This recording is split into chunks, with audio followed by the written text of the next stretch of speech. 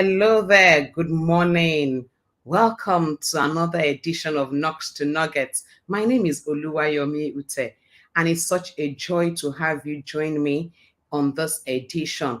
And a big thank you to everyone that comes on live and to everyone that watches later. I say a big thank you. Thank you for giving me this share of your time. Like I always say, like the video, share it, let somebody out there know that there's something called Knocks to Nuggets on air. So this month of May has been really the children's month, and they opened up the month talking about parenting from their perspective. We went on to look at the challenges of a working woman, the challenges of an entrepreneur in raising children. And last week, or some time out, we extrayed motherhood in what I called Motherhood 1.0. But today, we are touching on a very special topic that's so dear to my heart. We are talking about children with special needs. And I have in the house today a friend, a colleague, a doctor. She's the director of mental health. I need to get it right. So, yes, she's the director of mental health and business operations at Raffle Medical Clinic. She provides support to patients dealing with a variety of behavioral disorders. She is also the clinical director at Therapeutic Solutions located in Lagos, Lekki, Lagos, Nigeria, a center that provides online therapy and psychological testing to clients of all age groups. She is the founder of Brain Tech International Resource Center, an NFP organization that provides screening, consultation, and support for families of individuals with autism and other disabilities.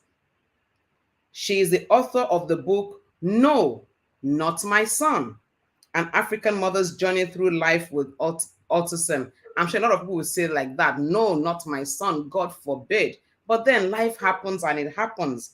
She's the host of Dr. Tade Talks on YouTube, a talk show that discusses mental health issues, well-being, and lifestyle topics. She currently serves as a minister and the coordinator for Women of Faith Ministry in Jesus House, Chicago. She is married to her sweetheart, Dr. Tade Akele, and they are blessed with 3 adult sons. Ladies and gentlemen, receive with me today on the Knocks to Nuggets platform, Dr. Tade Akele. Hey. Tade, how are you? Good to have you. I am fine. Thank you so much for having me. It's almost 2 a.m. in Chicago, but we have to do what we have to do. So thank you so much. Thank you. I knew it when I was like, hey, she's going to have to do an all night for this edition. Thank you for agreeing to be here. And right straight to it. Children with special needs. Many people don't want to talk about it, but it's our reality. It happens. Nobody plans for it, but it happens. How do you identify children with special needs? thank you for that question, Yomi. Children with special needs. So we have something that we call developmental milestones in children, which means that at certain ages, children should be doing certain things, just to put it in layman's terms. So there's an age when they need to be sitting up, there's an age where they need to be crawling, age where they need to be walking, then talking, doing social skills, sensory skills, basic motor development, developing fine motor skills, developing gross motor skills where they can climb the stairs, they can, hop on one foot, ride a bicycle. So when you realize that your child is not hitting those milestones, then you have to, that's kind of like a red flag. So it's some kind of concern where you're watching to see, okay, why is this child not doing this? He should be talking by now, usually by, some children by 12 months, 18 months. I mean, if a child is 2 years old and they're not talking, and you can't really understand what they're saying, then you may want to, get them screened. So Okay. I'll stick with that for now. Wow. So really, it's knowing the milestones and saying if the child hits the milestones or not. Right. So if the child is not, but some people tell you, but the child is just being slow. Even me, I didn't talk on time. Even me, I didn't walk on time. So we keep hearing all those even me's. How do you deal that? And I tell people, my last video that was on my YouTube, that was what I talked about, how, what to do when you feel like your child has special needs. One disservice that we do to our children is that people around us tell us that, oh, even maybe the grandmother would say, oh, even the dad didn't talk until he was 5. A Mm-hmm. child at 5 years old that's not talking is not normal. So Mm, maybe then they didn't have the resources, they didn't know what to do. But now, at this age that we are, we have resources. So if your child is not talking by age 2, age 3, then you need to get help. Don't listen to people that tell you, oh, some children are slow. Yes, some children are slow, but that's not normal. We should get them mm, help so that they can catch up with their peers. And then when they get to a school setting where they need to, be doing certain things, where there's a lot of demand on them to do certain tasks, then they're not falling behind. Then we're not getting them therapy at maybe, usually when they get to, we'll say, first grade, primary one, is when those things are pronounced, because those are times when, you see a child that needs to be sitting still in class, but it's not sitting still, is roaming around, is not paying attention, is mm, talking out of turn, is basically what we term misbehaving. It's probably a child that is maybe emotionally delayed, mm, socially delayed, a child that is delayed in certain areas. So if we identify those areas, then we can start, even as parents, start working on it. So you know that this child is 5 years old. His peers that are 5 years old are doing certain things. So that you can even Google it. These days we can Google everything. Google developmental milestones for children. We have some tools that we use, that tells you at every age. If you go to a pediatrician or a developmental pediatrician, at every age, they will tell you this is what the child should be doing. They'll go through it with you and ask you, is he doing this? Is she doing this? And if you say no to, some of it, then it rates a red flag.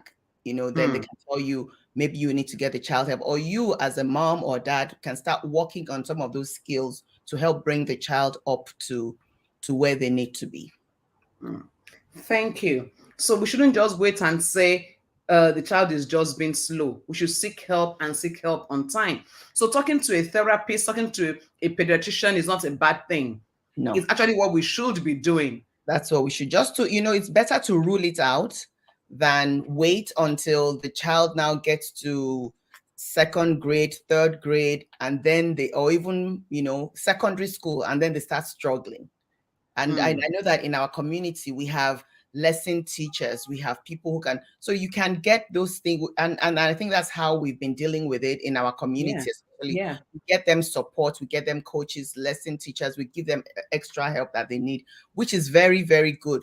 But if you can afford that, yes, please do it. But also, in addition to that, get a therapist, especially if the child is not talking, look for a speech therapist that can help the child to start talking. Even online, they have some resources where the child can just go online and play with the computer, and they're learning. So all of those things, we need to put it in place for a child. Don't just you know say, oh, he's slow, he'll catch up at some point. Yes, they'll catch up, but by the time that child catches up, the child has been bullied, the child has been shamed, Mm, the child has been told, you don't know how to do anything. yeah. People make fun of them, so they Mhm. develop a sense of low self-esteem growing up. True, They start true. developing depression. They start feeling inadequate, that I'm not good enough. And if you don't deal with it before a child is, I would say, about 7 years old, is when a child's personality is fully formed.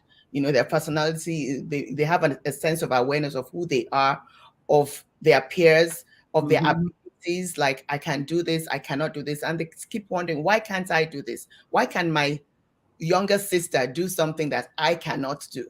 True. So it's very important that we seek help early. Early Mm. intervention is key. That's what I always say. Early intervention is key. Thank you so much. But let me also ask this. A child that starts very early, is that a disorder too, or is that an advantage? So a When child starts talking very early, starts crawling very early, is all over the place. Should you be worried, or should just, oh, praise the Lord, my child is early? um no, you shouldn't be worried. It's a good thing, but also you need to pay attention to that, because a child that starts early is probably a gifted child. So we have gifted children, that so there's that spectrum where, some children are delayed and then some children are gifted. So they also have special programs for gifted children. So if you have a Mm, gifted child, you don't just keep them in a regular school or in a regular classroom, because you'll find out that they'll get bored easily with the work, because they know everything, they've done it. So what I advise parents is, if they're doing if the workbook they're working on in school is maybe primary one and they know everything, you don't just allow them to keep doing the same work, because what happens is they get bored, they get distracted, and then they lose interest completely. Then it now looks like this child is developmentally delayed, this child doesn't want to do the work. So what you do is you get the higher grade, workbook 2, workbook 3, just keep, you know giving them the work. And then the school system, I'm not sure how the school system is in Nigeria or in Africa. I know that some when we were younger, they would give you double promotion and things like yeah. that, which Mhm. is, what we do. But even with that, we need to be careful when you're giving a child double promotion. Um, Emotionally, they're not ready for that age, so maybe the child Mm, is 7 years old, they're in primary one, but they can do primary four work. It can be detrimental to that child to put them in a class with primary four children, because those children are mature. And so we also have to be able to balance it, to wow. make sure that that child is still growing up normally, but then maybe their reasoning skills, their thinking, their academic skills are higher. So we make sure Mm, they do the work, but then still let them be in the midst of their own age mates and their peers, so that they mm. don't now also get intimidated by children that are much older than them.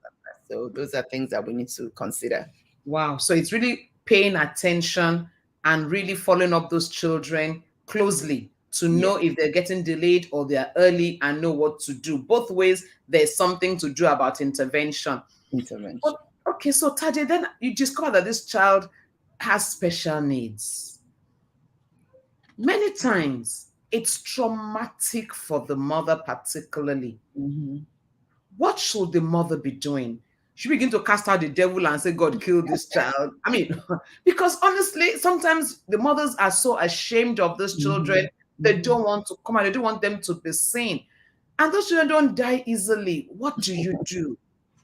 From what you said, what God cannot do does not exist, right? That's what they Mm-hmm. say.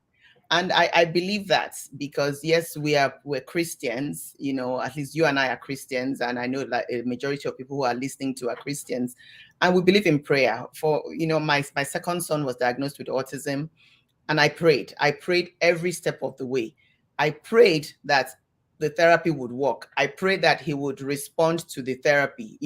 I prayed. So prayer has a place. Prayer is the center of everything that you do. So even if you're doing all the therapy, but what I want to advise parents is praying.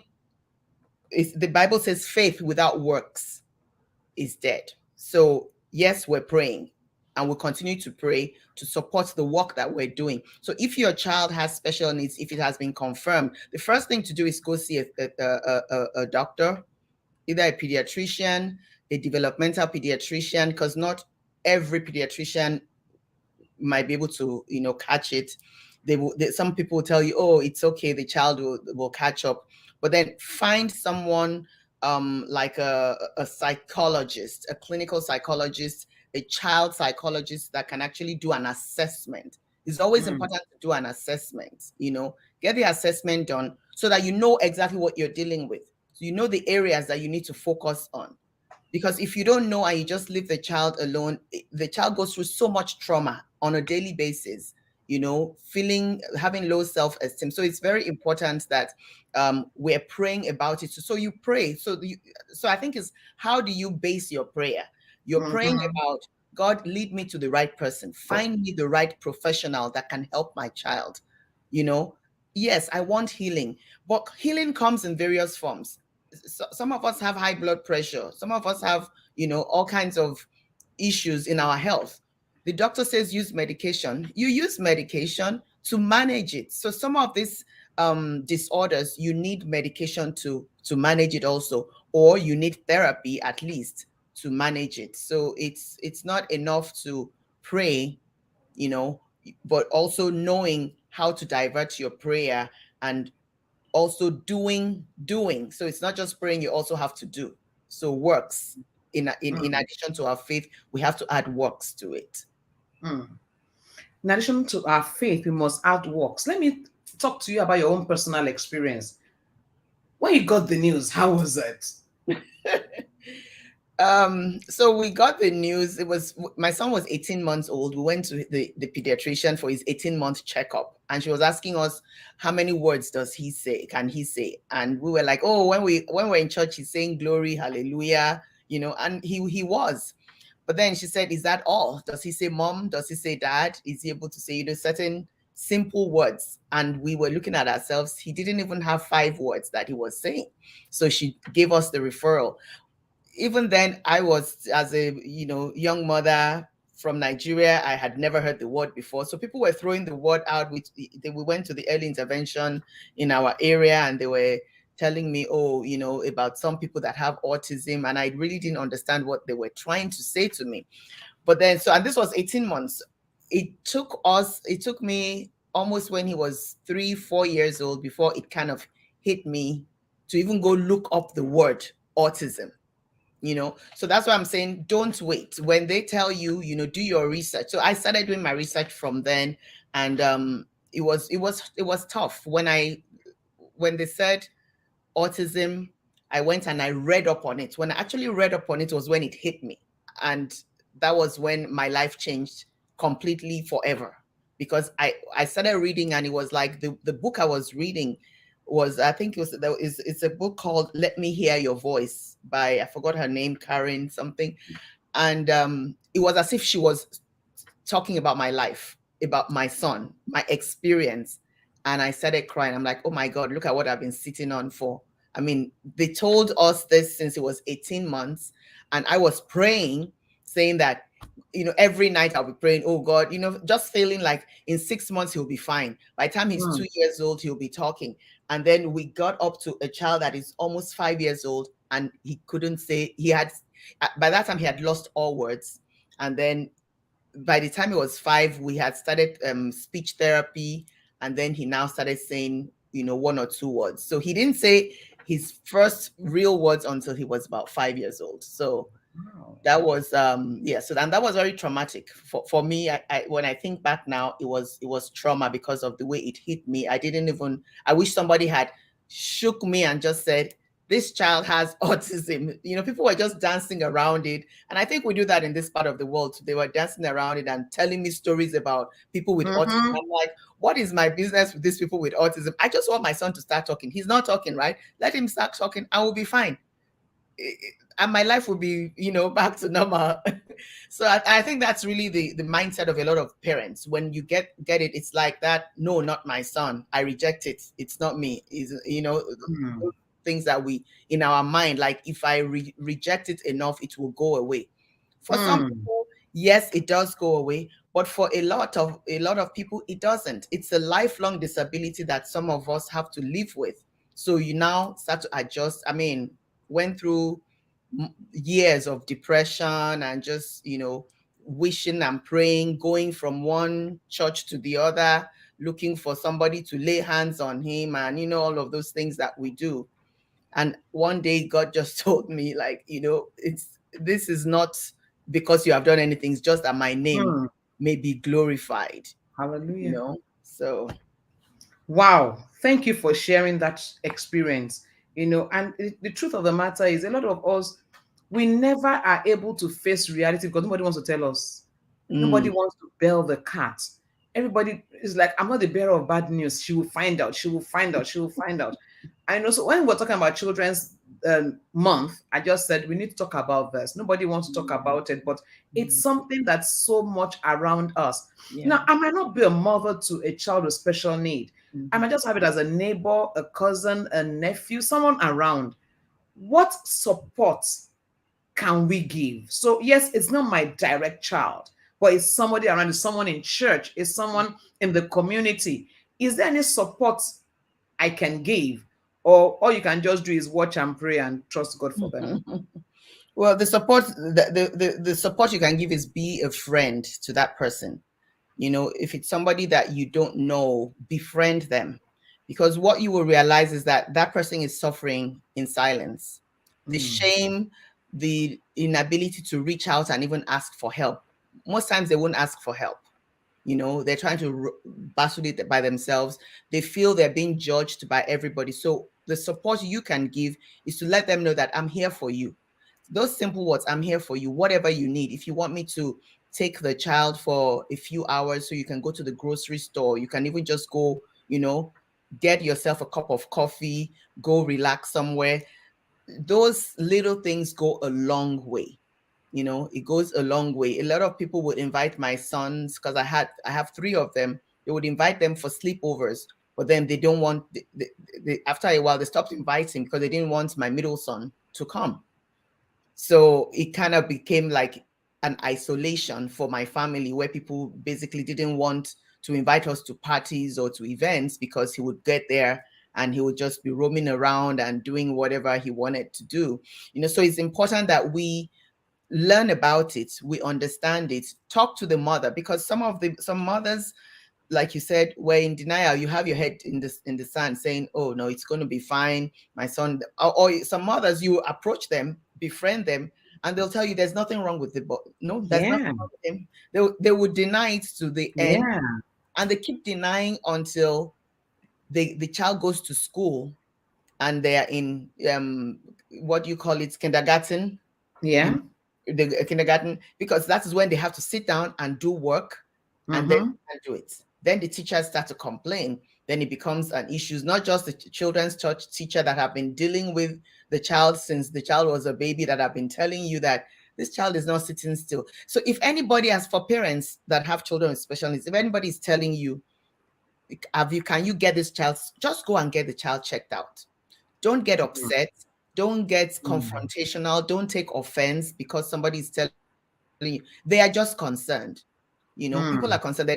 But then also on our part, when you say, how do you support? Don't be judgmental. Don't go and, you know, because some of us like to attack women and say, yeah, I've been told that I'm not a good mother, even though I have two other children that will sit still and be perfect. They will tell me, you are just indulging him. There's nothing wrong with him. Why should we give him special treatment? Why should we even have a special needs classroom in this church just because of your child? You are not that. People would. So those are things that we should not do. We should accommodate these children, accommodate the parents, accommodate the family. You know, like my church, I was the one that started this special needs because my son was who were ministers in the church.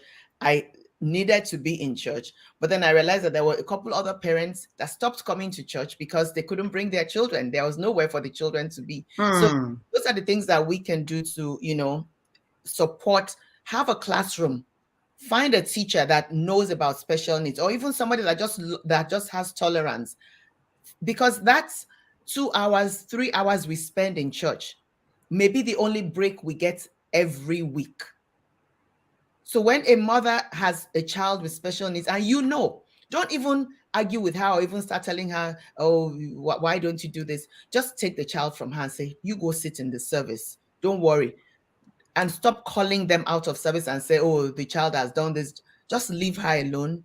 Leave the dad. Let them enjoy service for 2, 3 hours. When they're done, give them their child. They will take the child home. But, you know, for us in church, in school, those places, that is how we can support. Even as friends, just once in a while, I know it can be inconvenient, but just offer the woman and say, is there something you need to do? I can take him Mm. for a few hours. You just mm, go and, you want to go to the market, you want to go shopping, just go take care of yourself. Go get your nails done. I'll take care of mm, him. It may be mm. convenient for you too, but that's how we can support people that Wow. children with special needs. Wow. Wow. But Tade, I appreciate what you said, but I want to be the devil's advocate here. Some people will then tell you, but I can't cope with this child. I Hmm. want to, but I just can't cope. I don't, the child can't sit, the child is everywhere. How do you manage it? Are you talking about the mother now, or? Yes, the mother. It's tough. It's a tough work, and we say that God doesn't give us more than we can handle, but sometimes it is a lot to handle. You know, when a mother is saying that, it means that she herself is dealing with her own anxiety. She's dealing with depression. Mm, She's dealing mm, with the shame of it all. And what we can do, as people around them, is just support her. And mm, if you're able to, like what I'm saying, taking the child once in a while, even our group of women in church, for us that are pastors, like, let's just come together and say, okay, let's help this person. Maybe for you, take the child for a few hours this week. Some people, though, they don't feel comfortable leaving their children with other people, and rightly so, but there has to be some kind of safety circle in the mm. church. At least I can talk about the church now, because Yeah. a lot of the issues we have come from within the church. So Mm, it's important that we just support her, and encourage her. And I don't know, some people, if you want to give the child up for adoption, some people will adopt a child with special needs. So I have had friends that, I don't even care whether the child has special needs, I just want a child. Give the child to me, I'll take care of the child.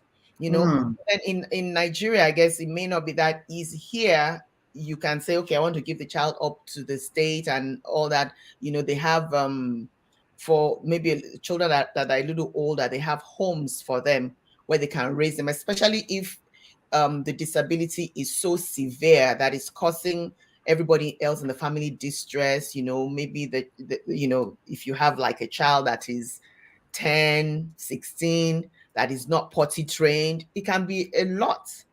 It can be a lot for anybody. So it's important that we just support them, whatever decision they make.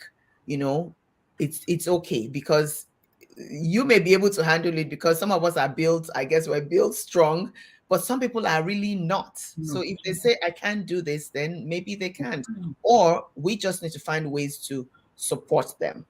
mm. We just need to find a way to support them. And really, maybe my next thought is, as they grow older, is there a profession that they can handle better? Is there, I mean, they're becoming older by the day. How do you help them plan their future? How do you help them plan? Is there a career choice that you can help them around? I mean, how do you handle them as they mature? So what you need to do, and that is why you need to start managing them from when they're young. You expose them to different programs. You don't For me, I didn't look at my son like he had a disability. I treated him like his brothers. So when they were going for music classes, I would take him there. I really wouldn't tell the teachers or anybody what's going on. I let them find Mm, out, and then at some point they'll say, oh, he can't do it, or you'll find somebody, because God has really so marvelously helped me, particularly in that I found different angels in different areas. So when they were going for swimming, I found somebody that decided, like, I can teach him by himself. You may need to pay a little extra, but they were able to take time. And it takes longer to teach him than his yeah. brothers. Somebody Mm, taught him swimming, somebody taught him music, they taught him the piano, and then the trombone. So many different skills that we just exposed him to it. We didn't say, oh, he cannot, because you don't know that he cannot. Just because a child doesn't talk does not mean that he doesn't have other types of intelligence. People have these children have non-verbal, what we call non-verbal intelligence, which is what my Mm. son has. He may not be able to articulate like you and I are, but he can do things, he's very independent. So from when he was young, I made sure that I made sure he was independent. Like he could take his bath by himself, he could wipe himself, he could, then he starts doing his laundry and cleaning the floor. So if he makes a mess, you make him clean it up, you know, Mm. unless there's like some kind of physical disability. Because children with, some of these neurodevelopmental disorders, they don't have physical challenges. There, you Yeah. won't know until you interact Interact. with them. So there's so much that they can do. They like computers, they like photography, they like art, they can draw, they're very good at art. So you can take them, like now my son is taking art classes, and we found out that he loves to paint, and he's creating things. So if you don't expose them to it, then you Mm. really don't know what they can do. So the simple things like they go to the grocery store. When you go to the supermarket, there's somebody that is pushing the carts and pushing it into, that's somebody's job. Putting groceries into the bag, bagging Mhm. groceries Mhm. at the Yeah. supermarket, that's a job that they can do. So there's Mm. different things that they can do. It may not be, um how do I say, it's academically inclined, but then the vocations that we can, Mm.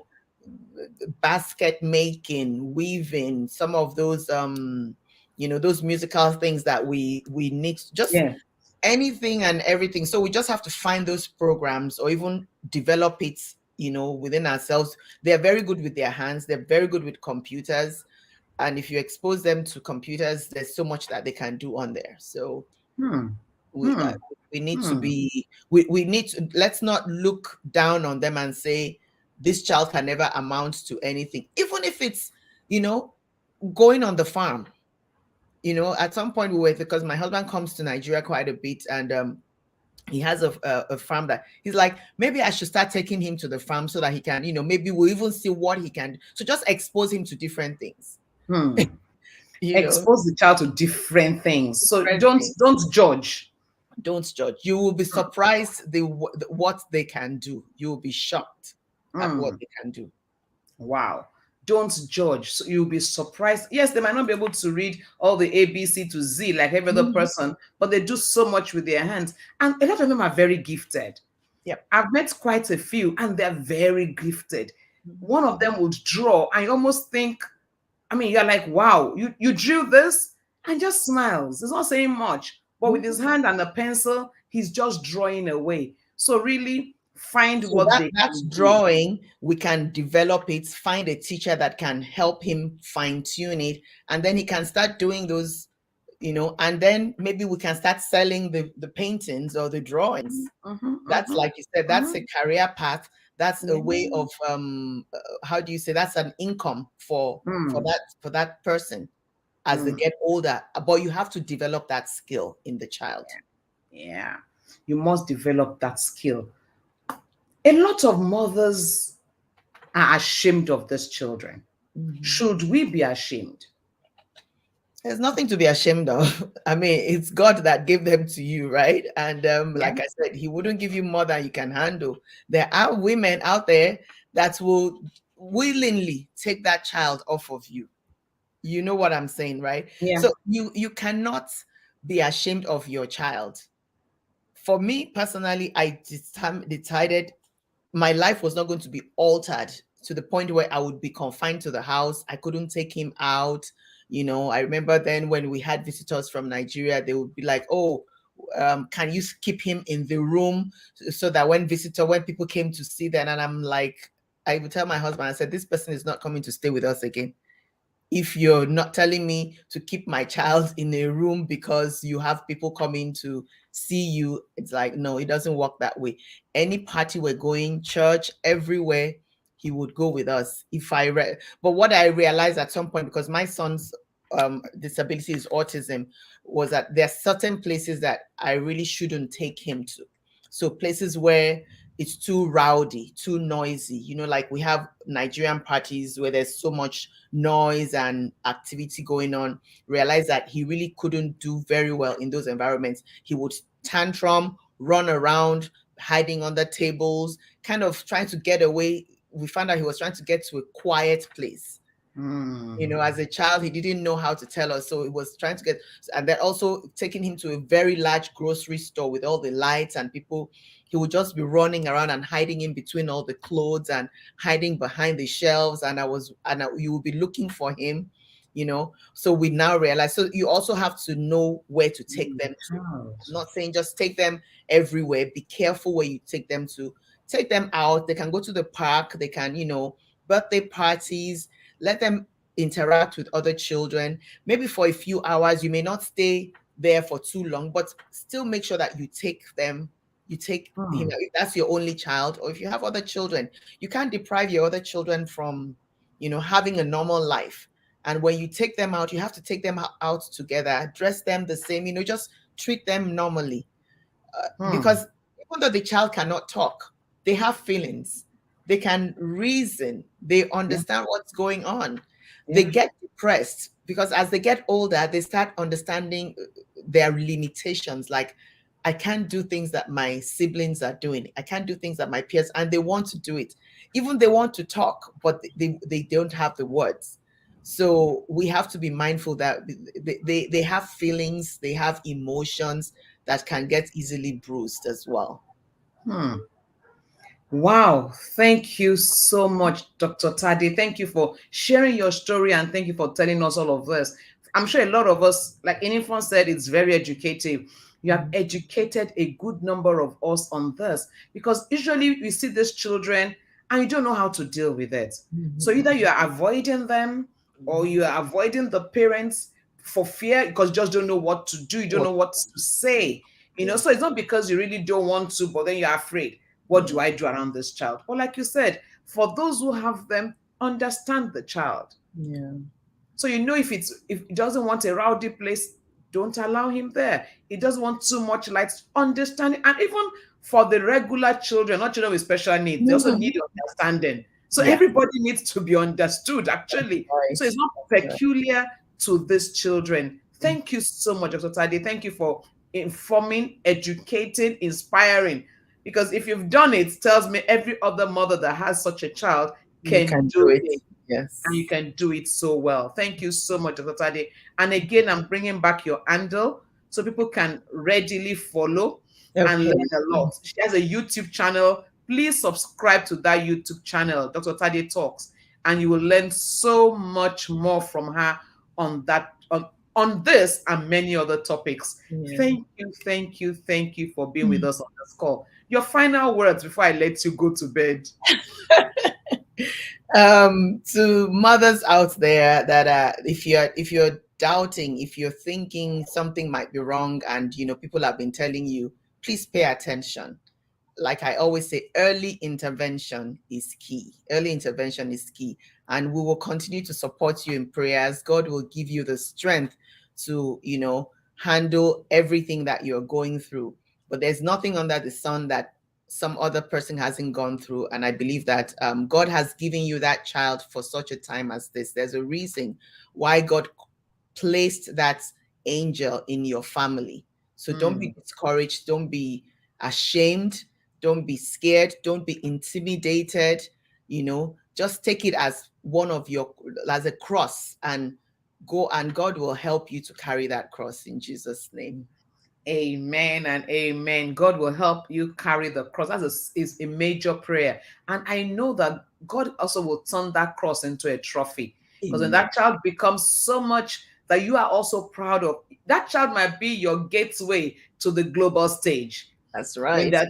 they're showcasing the child and you are the proud mother of that child. Nobody knows the story behind the glory. Thank you so much, Tade. I truly appreciate you. My love to all Thanks the for entire having family. me. Thank you so much. Okay. Wow, that was instructive. That was educative. So we know that when you have children with special needs, they are not demons, they are not devil sent. They're still from God. And the way we treat them matters. They're human beings and they need to be loved. They need to be celebrated. They need to be accommodated. They need to be allowed to express themselves. And as we do, the Lord will help us with them. And for those of us that have them around us, please let's show them love. Let's show the family love. They need it. They really do need it. And next week, Monday, we are talking about fathers.